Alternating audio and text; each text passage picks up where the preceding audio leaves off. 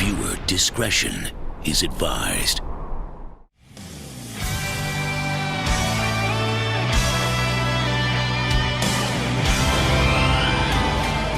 So what was everybody's favorite episode and why? Like what stuck out to you? Okay, Carnell, start off, man. I think I gotta go with what's the episode when all the Mandalorians came as Episode 3. Episode 3.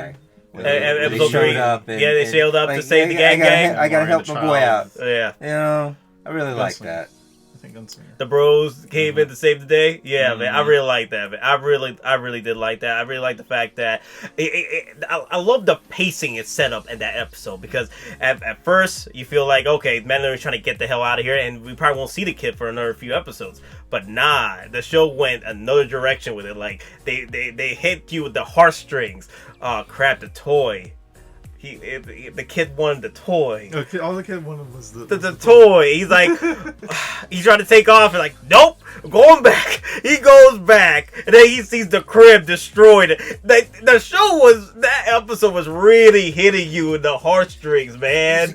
Then you keep seeing the toy the kid wanted, and then the crib, and then you hear that the execution for the kid was being prepared. I was like, oh my god, save baby Yoda, save baby Yoda, not like this, Lord, not like this. Oh man, it really hit you hard. That was interesting. The fact that they didn't, like, they could have easily to save time, money, effort for animating and keeping up the puppetry or whatever. They could have just left him there, and the Mandalorian could have been on his own for a couple episodes. Yeah, reverted back to baby for what we have to refer to now as Baby Yoda until we actually get a name for it.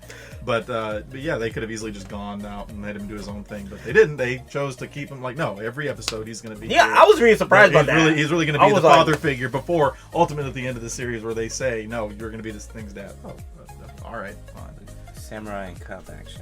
Yeah. That's what usually Star Wars was based off. Was old Kurosawa films. It fit well, felt home to me because it like Dave Filoni and Jon Favreau, they took something from Japanese lore, like what George Lucas did, and turned it into a sci-fi fantasy, and that's the same thing, that same formula they did, and I love that. I really did.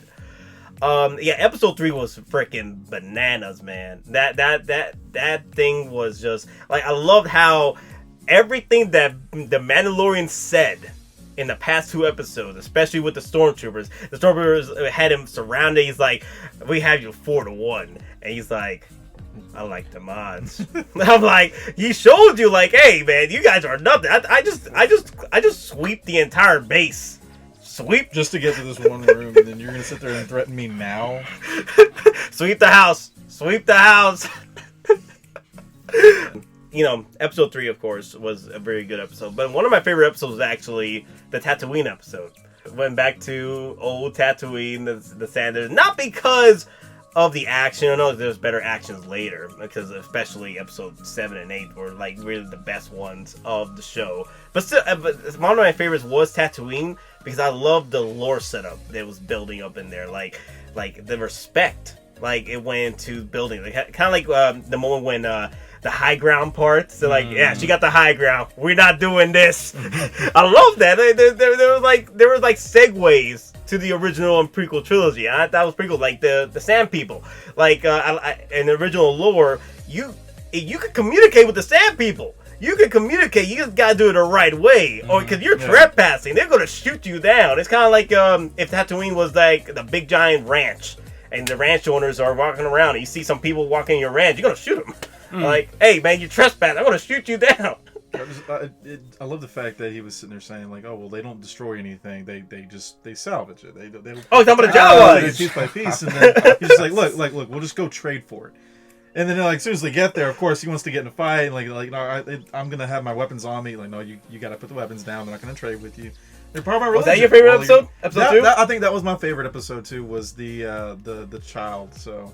When they were going over, okay, well, this is how the universe is set up. This is what the kid's trying to do, and I love how they dropped that little hint that he was trying to force heal him towards the middle of part of the episode, and he just kept pushing me aside, like, no, just sit down. I had no idea about it, and they just soft play it. Now you can here's only get like a little glimpse. Remember, they were setting up a campfire, yeah. and it was just after he had like a wound on his side, and he was sitting there trying Right. and he was trying to fix up the conning or whatever, and Baby Yoda's just looking at it, he's just like, I can do something about this, but you have no idea. He just crawls over to him, and he puts his hand up, he starts closing his eyes, drops his ears a bit, whatever.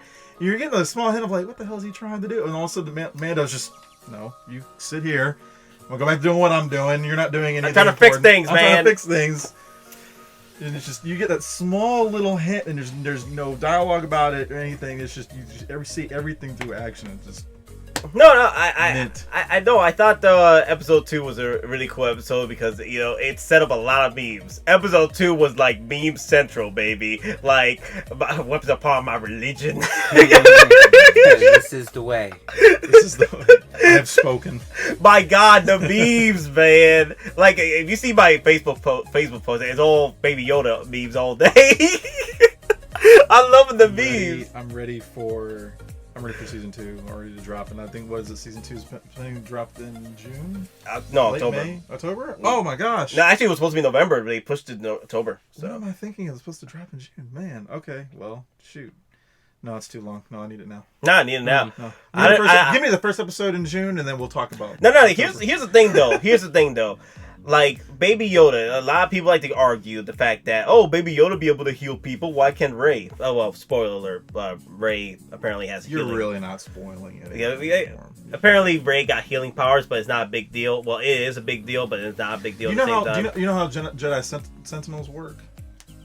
How kind of OP they are, but they're like supposed to be the protectors of. Oh, the ones with all the of yellow and all of it and lightsabers. everything. That's with the basically pipes. how they've written Rey to be, to just get away from the fact that she's like a Mary Sue, but that's technically what she is. And if you look at their power structure, but it's just kind of why are we just now going over it now, because they don't even introduce that little tidbit. But the thing is, it makes sense with Yoda to develop those abilities as far as healing factors go, because one, he's 50 years old, right? He's 50 years. He's been technically Yeah. he's 50 years old. He's still a baby. The thing, he's 50 years old.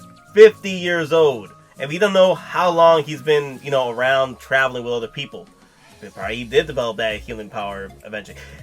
Rey did not develop any. Like, where did she learn that practice? And also, Yoda's species. One is a rare species, and two, they are known to have special force abilities. Rey is just a human. Wait, from what? From what? What? From what? You mean the uncanon books now? You funny. Well, here's the thing, though. Dave Filoni has been known taking from the non-canon stuff and bringing it back to canon. He's been canonizing stuff. That's how you do it. That's how you do it. That's how you do it. Not like how Kathleen Kennedy kept on talking about how, we don't have any lore or books or comics to build upon like Marvel does. I'm like, you just deleted the whole expanding universe series. All of expanding universe. The games that came up beforehand. Everything that was for Starkiller Base. Everything from Unleashed series gone. None of that's even slightly canon anymore.